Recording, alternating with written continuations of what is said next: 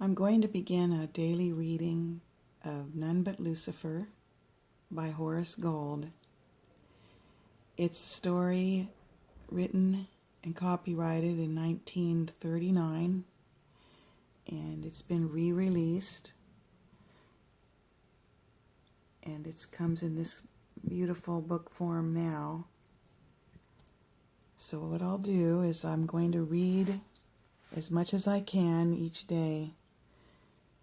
And this story will probably be one of good interest here. There it is. None But Lucifer. There are illustrations which I will show when they come up.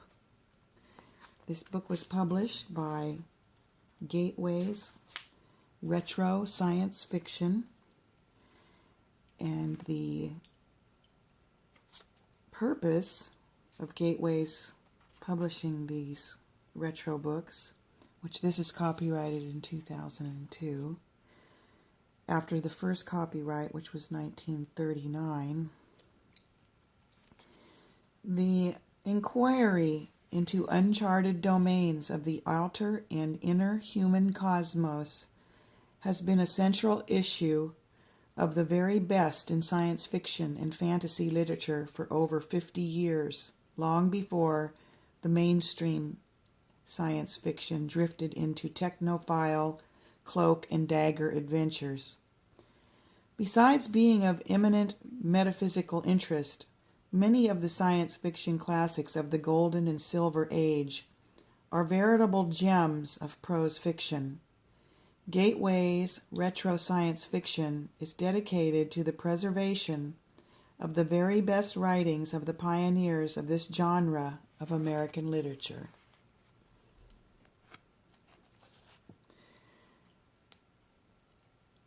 There are 28 chapters.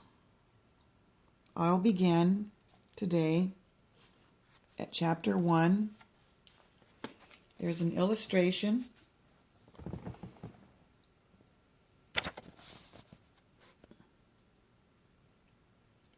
It appears to be a man in bed, looking kind of sick. A very nice pen and ink drawing of a man in his pajamas. If you look closely at his face, he looks rather unhappy.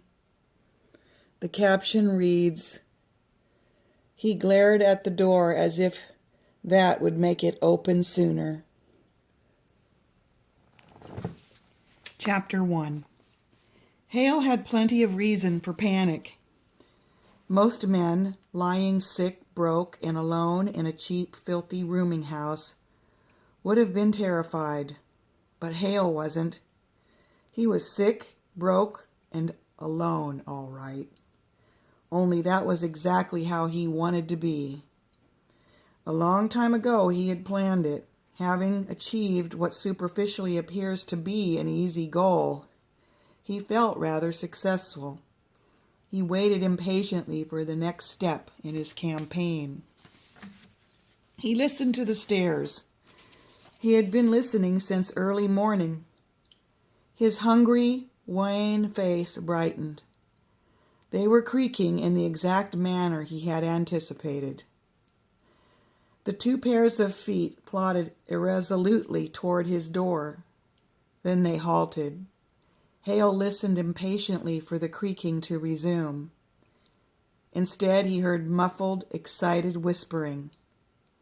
He fought down his exasperation. If he had dared to expose his eagerness, he would have cried, "I know it's you and your wife, Burke, coming to dispossess me.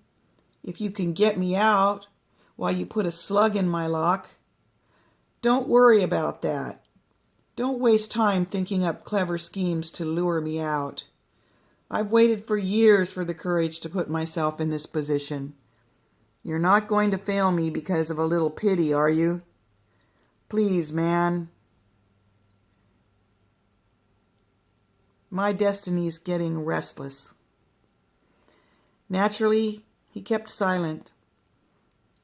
He knew the vigilance of his oppressor too well. He had spent years coaching himself against such revealing outbursts. But in spite of himself, he dragged his head off the hot pillow. "Come on," he wished feverishly. "Don't make me wait." He glared at the door, as if that would make it open sooner.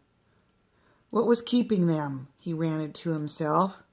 Was it their business that he had to be dispossessed? They were only janitors. They had to do it before. They wouldn't have to trick him out. He'd just get up, dress, and leave. Perhaps he should make some feeble protest for the sake of appearance. That was all. And he'd be on the street, penniless, with no idea of what to do next. Just as he'd planned so minutely, just as he wanted so wholeheartedly that he could hardly keep still. The stairs creaked again. "Come on, come on!" he willed furiously. "Don't stop. Please don't stop." Mrs. Burke was fumbling through her apron pockets for the keys. Hale could hear the rustle of enamel-stiff starch, the strangled clink of the keys, and Mr. Burke's hoarse, adenoidal mouth-breathing. The grim janitress searched the ring for the exact key. Hale suspected that a toothpick would have worked as well.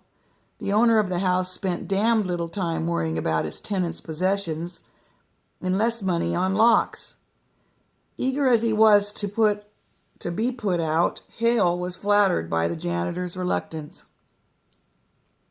It couldn't be habitual with them, or they would have been superintendents for 25 years. Let me say that again. It couldn't be habitual for them, or they wouldn't have been superintendents for 25 years. It meant that they liked and pitied him. He could have enjoyed the sensation of being liked, except that it was hindering instead of helping him just now. "Stop fumbling," he hissed under his breath. The lock clicked boldly, as if actually served to hold the door closed. I'll say that again. The lock clicked boldly, as if it actually served to hold the door closed, and then the door was swinging back on its own flimsy weight. Like two pallbearers who had embarrassingly arrived before the patient was dead, the Burkes edged into the little dark room. Mrs. Burke gulped. "How are you, sir?" "I'm fine, but what's the matter with you?" Hale's thin voice rose to feebly irascibility. "You could have been here hours ago." Burke closed his perpetually dry mouth for a much-needed swallow. "It's hanged I'll be if I can make you out, Mr. Hale. You're as sick as a dog. By rights, you ought to be in the hospital." "Edgar," his wife broke in, "I know it ain't a nice thing to say. All the same, I want you to let me call an ambulance. It won't cost you anything, Mr. Hale. You'll go to the charity ward." Mrs. Burke nodded. "We can't throw you out on the street right at the beginning of February. You come from a good family and you ain't used to the cold. Besides, you're real sick." "Just a little flu," said Hale. "Please, help me get my feet out of bed. They're rather heavy." "Why don't you be reasonable, Mr. Hale?" Burke pleaded.